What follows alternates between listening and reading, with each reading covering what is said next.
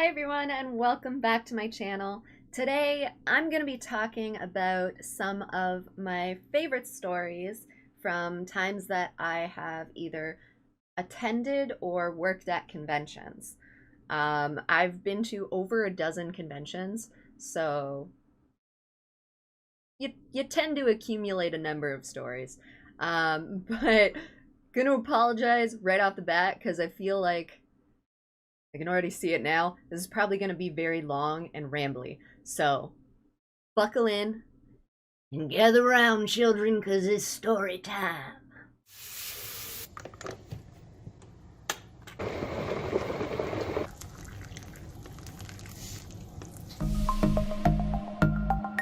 First of all, you're probably wondering why I've called this meeting today. I'm just kidding. I feel like I'm very overdressed, but I also don't want to. I don't know. Should I like put a hoodie on? No, that won't fix anything. Um, Pearls aside, we're here to talk about my 5 top things that have happened at conventions. Some of them are good, some of them are bad. We're gonna start with the first one, which was my very first time cosplaying. Now, that wasn't my first convention that I ever went to.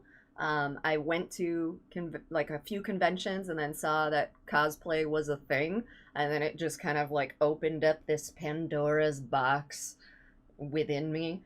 And I knew that it was immediately something that I had to do. I wanted to do that. Heck, an excuse to wear a costume, I'm in. So I like worked really hard, and I did tons of research, and I didn't even have a sewing machine, so I like hand stitched my entire outfit. Um, I spent like, I don't know, like a stupid amount of money for like a 17-year-old um, to be spending on anything.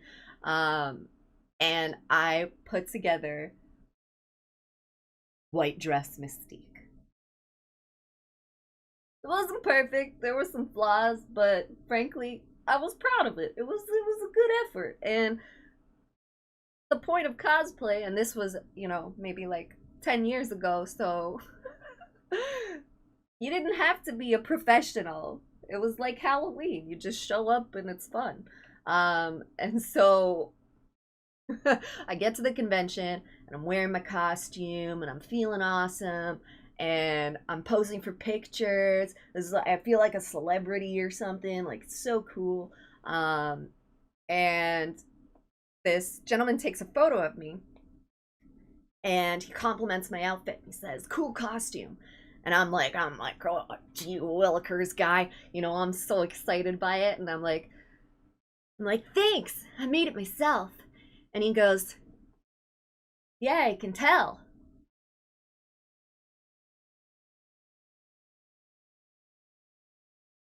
Oh,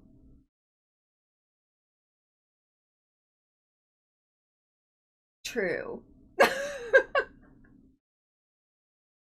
To say I was deflated is an understatement. I took it so personally. I was like, "Man, I fucking worked so hard on this." I didn't say anything to the guy. I just kind of like nodded and walked away. Um, woo, non-confrontational. But I was like so proud of my costume, and then just like immediately not in one fell swoop. And I like to believe that he didn't mean it that way. Like I said, I've been to over a dozen conventions. So if there's anything that I know by now, it's that there are a lot of socially awkward people out there who don't really understand how to interact with other humans, and I get that. So part of me wants to think that what he meant to say was, "Ah, yes, your handmade costume does look like it was, put together by yourself with love." But what came out was, "Yeah, I can tell." So I like to hope for the best and think that he wasn't a dick, but was made an impression on me. That was my first cosplay ever. Didn't stop cosplaying though, I will say. It didn't discourage me one bit. If anything, it fanned the flame, and I was like, all right, that's it. Next year, we're gonna do it better. We're gonna do it harder. We're gonna get something that looks. We're gonna make it look professional because we are a professional. 17-year-old Jade was like really ambitious with her cosplay. So that brings me to the second thing that has happened at conventions slash around conventions slash almost every single convention that I had a cosplay at. Cosplay, what they don't tell you is that really what it is one large lesson in time management that I never learned and I didn't take notes for.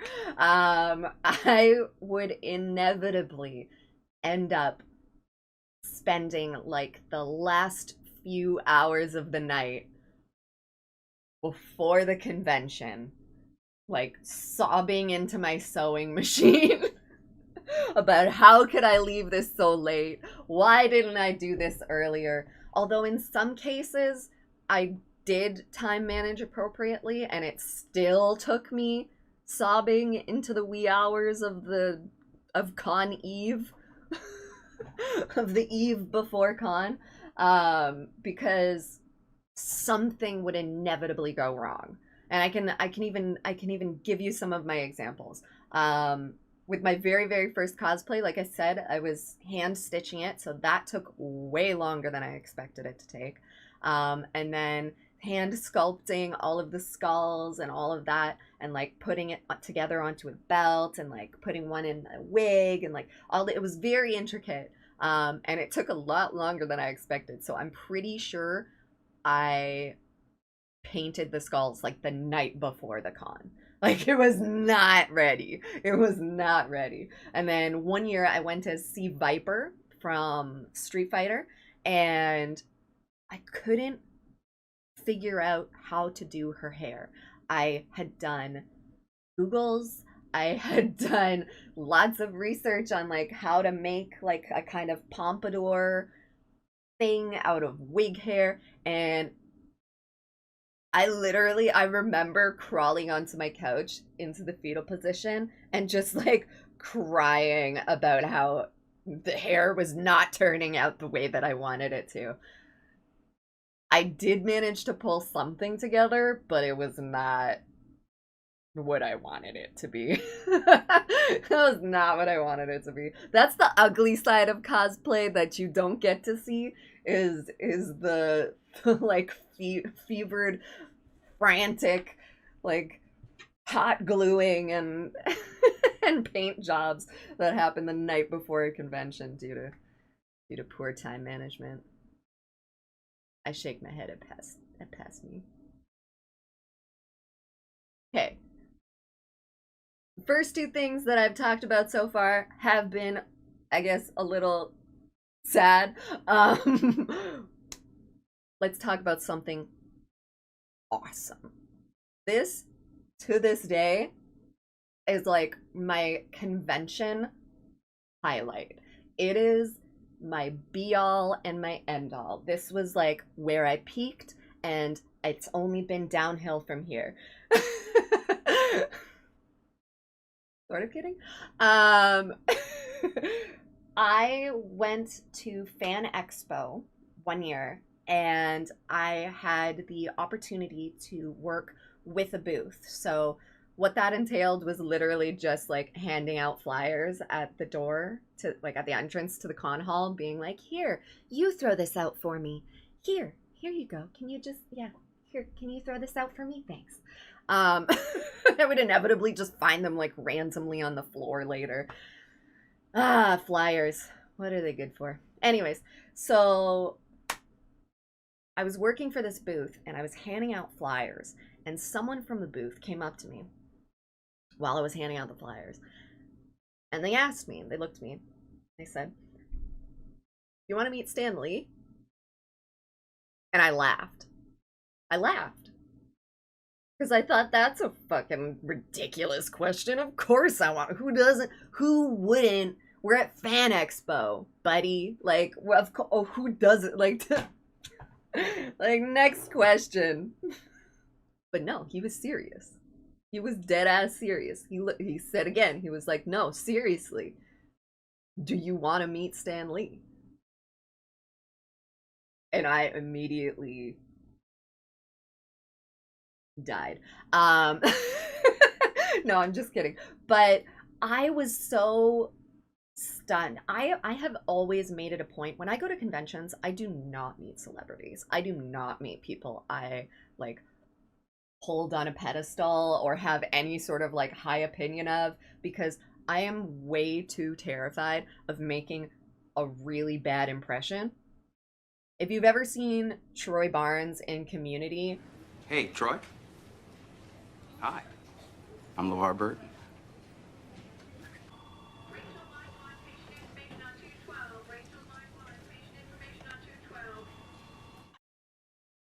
must not fuck anything up kind of thing. That's me. That is in a nutshell. That is me. That is 100% me. I am like I am so terrified of like saying something stupid that I will then just opt to not say anything at all because I don't know what to do. I just like shut down. Just like fangirl so hard. I like do not cannot compute. Um so I was like, yes, of course I want to meet Stan Lee, yes.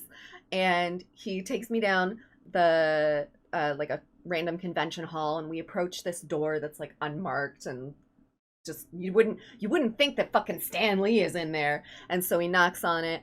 I swear he like has to give some kind of like password. It was like Excelsior or something. I don't know if that's what it was, but that's what I'm gonna assume it is for my mental narrative. And we go inside, and there's Stan the motherfucking man Lee signing comic books, super casual, and I freeze. I freeze. I was wearing my Mrs.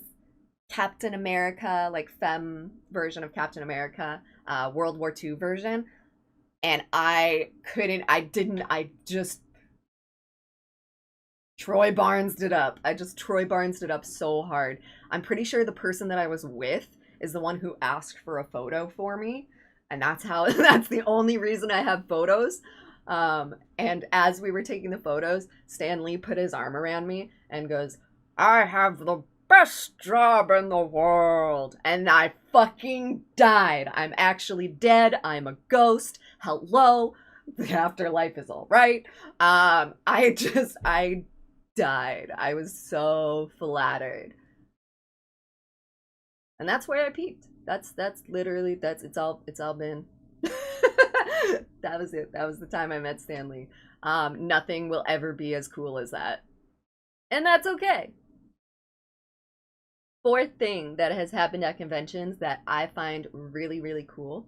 Um, I actually made it to the front page of the McLean's magazine website when I went to Anime North in I think it was 2012, and I had my Captain America cosplay that I just talked about, and it was on the front. It was like on their banner on the front page of McLean's. I wish I had screenshotted the front page, but you can find the article with my photo in it if you just Google Anime North McLean's 2012, which is pretty nifty. Um, I've also had the opportunity to be interviewed a number of times by like local news stations, and everybody's got a YouTube channel, so I've ended up on a few random ones doing that as well. It's pretty cool though. It's very, very cool. I remember the TV interview. I was so nervous. And I don't even like I literally don't remember what I said. As soon as it was over, it was like my everything went blank and I was like, what just happened? I don't even know what just happened. Um And then the interviews that I've done for like random YouTube people, some of them were really fun. Some of them I was kind of like, oh, you're this kind of channel. You know who you are. Anyways. um, with that though, like I said, obviously there's a lot of really socially awkward people. There's always going to be dicks. I don't know. But one of the really, really awesome things about conventions and why I went to so many is the number of people that you meet that are just cool, are just fucking cool. Like they get all your references. You don't have to explain your joke because they get it. It's like walking into a room and you're just like, my people. Yes.